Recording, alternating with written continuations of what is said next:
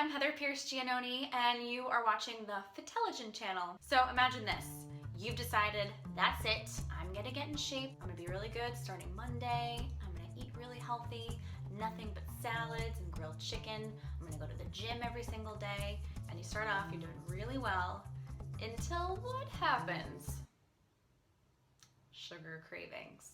You're trying so hard to focus on your work, and all you can think about is cookies and chocolate and mocha lattes.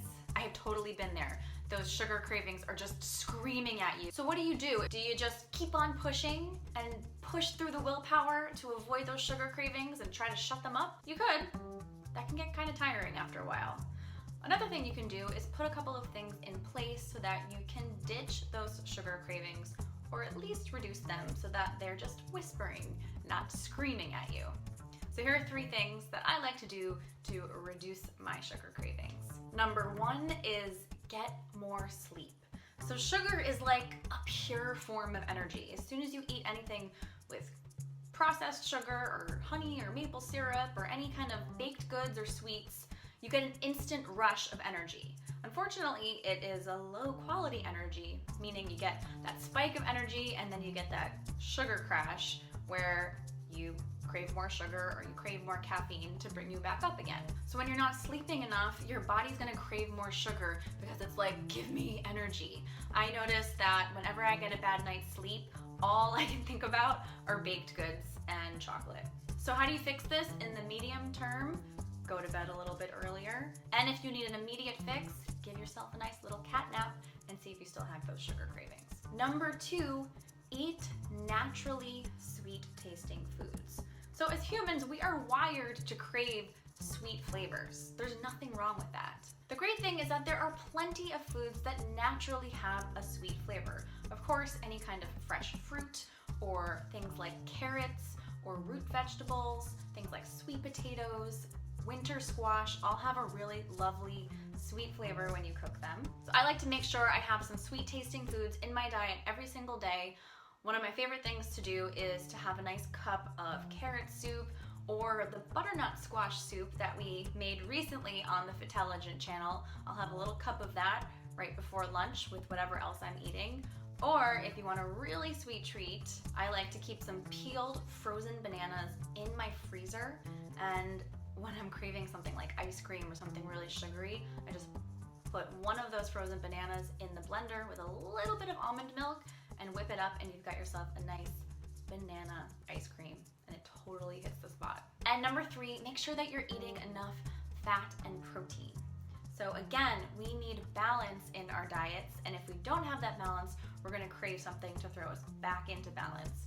So about 5 or 6 years ago, I experimented with going vegan, which means I didn't eat any animal products.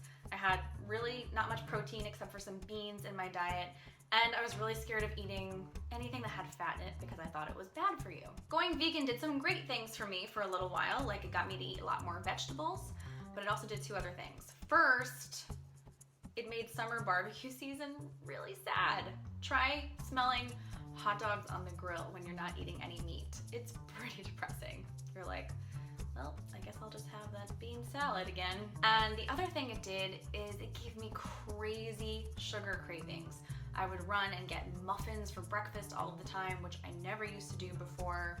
And I was always eating cookies or craving more sweets as long as they were vegan. What I realized is I was missing a lot from my diet, like protein and fat. And I noticed the more often I add in high protein foods like eggs or like some chicken, or if you are vegan, just making sure that you have some beans or tofu or tempeh with all of your dishes, and also making sure that you add in some good quality fats like the yolks from those eggs or an avocado or some really high quality grass-fed butter. So instead of eating something like a big bowl of pasta for dinner, you can add some more protein by putting some chicken on top of that pasta, or having some meatballs with it, or having some tempeh with it if you don't eat meat. And if you're having something like oatmeal for breakfast, you can add a little bit of protein or fat by adding some Greek yogurt in there, or even a little teaspoon of grass-fed butter. Once I made these switches, my sugar cravings went way down to a nice little whisper. All right, now I want to hear from you. What is one thing that you can take action on to reduce your sugar cravings this week? Let me know by leaving a comment in the section below. And if you like this video, make sure you give it a like and make sure that you subscribe to the Fitelligent channel so that you don't miss any more healthy cooking and fitness videos. Can't wait to see you next time.